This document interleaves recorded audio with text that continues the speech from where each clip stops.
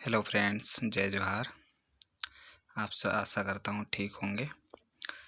तो दोस्तों, आज हम कुछ हमारे इंडिया के चीफ जस्टिस के बारे में बात करेंगे, जैसे कि आप देख ही रहे हैं इमेज में। और ये जो हमारे जस्टिस हैं, चीफ जस्टिस हैं, ये 50वें चीफ जस्टिस बने हैं 9 नवंबर 2022 में। और ये जो रिप्लेस किए हैं वो उदय उमेश ललित को इन्होंने रिप्लेस किया है। और जो शपथ दिलाई हैं हमारे जो राष्ट्रपति हैं द्रौपदी मुर्मू जी ने। ये जो हमारे चीफ जस्टिस हैं, ये थोड़ा ऐसा लगता है कि मुझे अपने आप में ही अनोखा है, क्योंकि एक तो इनका कार्यकाल भी लंबा होने वाला है 2 साल का। और दूसरी बात ये भी है कि इनके जो पिता भी चीफ जस्टिस रहे थे, और वो लगभग शायद 16वां CJI थे। तो चलो हम इनके बारे में थोड़ा सा जानकारी आपको देता हूँ। ये इनका जन्म हुआ था 11 नवंबर को 1959 में। और जो इनका अभी एज 63 ईयर्स हुआ है। और ये मुंबई के निवासी, जैसे कि निवासी तो नहीं कह सकते, लेकिन पैदा वहीं हुए थे। और इनकी अगर एजुकेशन की बात करें तो कहीं ना कहीं इनकी एजुकेशन ज़्यादातर दिल्ली में हुआ है। लेकिन दिल्ली के साथ साथ जब इनका जन्म हुआ था तो इन्होंने सबसे पहले मुंबई में स्टडी करी, उसके बाद दिल्ली में सेंट कोलंबस स्कूल से पढ़ाई करी। फिर इन्होंने ग्रेजुएट किया दिल्ली यूनिवर्सिटी से। और ग्रेजुएट भी 2 सब्जेक्ट में इन्होंने किया था, इकोनॉमिक्स और मैथमेटिक्स में, सेंट स्टीफन कॉलेज से। और इन्होंने बैचलर ऑफ लॉ का डिग्री भी लॉ फैकल्टी दिल्ली यूनिवर्सिटी से किया। फिर इन्होंने मास्टर किया, ये मास्टर जो है ये हार्वर्ड यूनिवर्सिटी से किया 1983 में।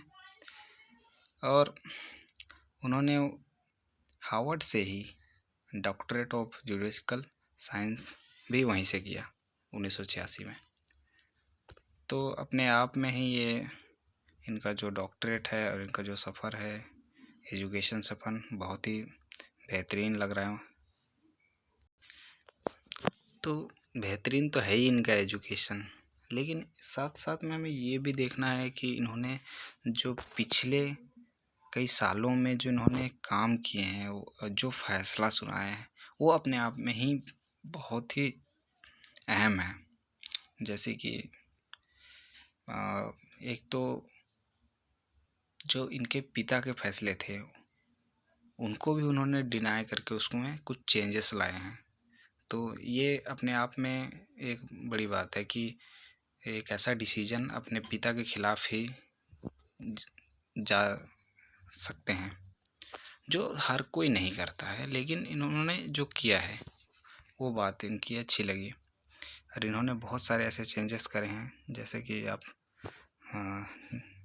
देख भी सकते हैं, चाहे वो अयोध्या के ऊपर हो, चाहे वो होमोसेक्सुअलिटी की बात हो, चाहे वो एडल्ट्री की बात हो, प्राइवेसी में जैसे कि आधार कार्ड से रिलेटेड जो भी था, कोविड-19 के दौरान जो बातें हुई उस समय भी जब केंद्र सरकार असफल हो रही थी, तो कहीं ना कहीं हमारे जो जस्टिस चंद्रचूड़ है उन्होंने इंडिया को सही रास्ते पर लाने के लिए बहुत कुछ कदम उठाए हैं।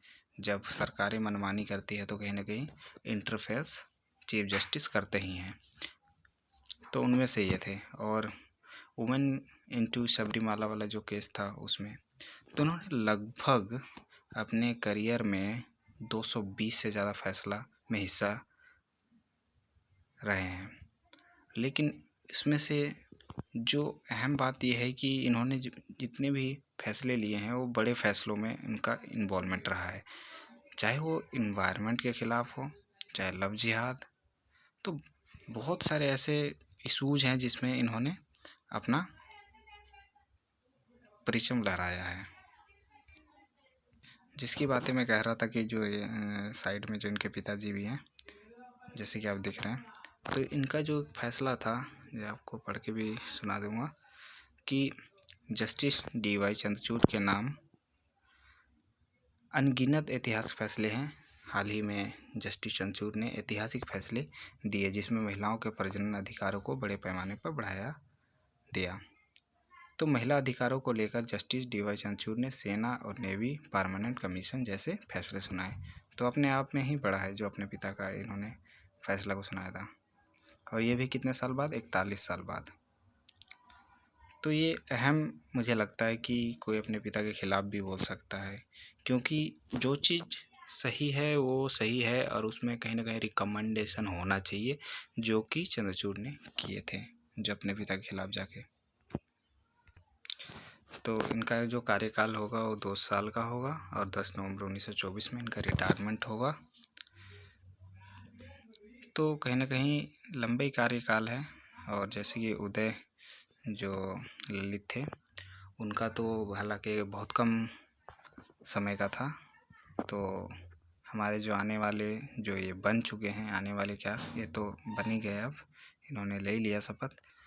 आशा करते हैं कि ये हमारे लिए अच्छा काम करेंगे, और जो भी जस्टिस करेंगे वो देश हित में हो, और जो भी आजकल इन्वायरमेंटल इशूज़ हैं उन सभी को देखते हुए ये अच्छा निर्णय लेंगे।